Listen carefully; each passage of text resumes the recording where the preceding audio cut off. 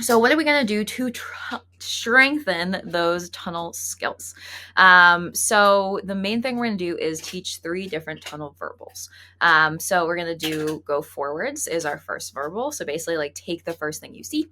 A soft turn, so some kind of lead change out of the tunnel, and then a tight turn. So really like turning and making a tight lead change out of that tunnel, usually coming back to you. Having the 3 allows you to have your dog exit in the correct direction of the next obstacle, no matter what.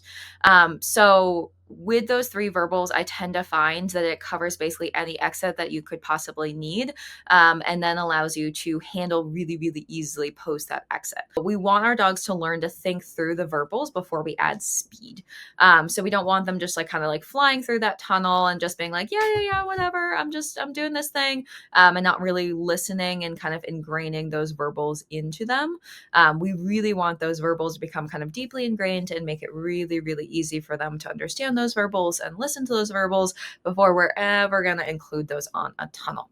And the biggest reason is that tunnels can add a lot of feelings. Go, get it. Soft, soft, soft. Yeah! Get it. Get it.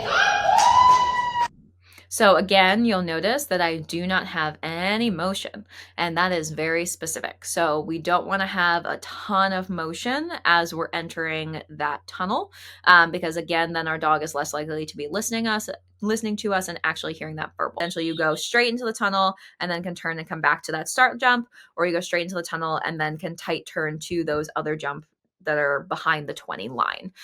So just a little bit of a different setup, but again, similar concept. No motion first, then you can add motion.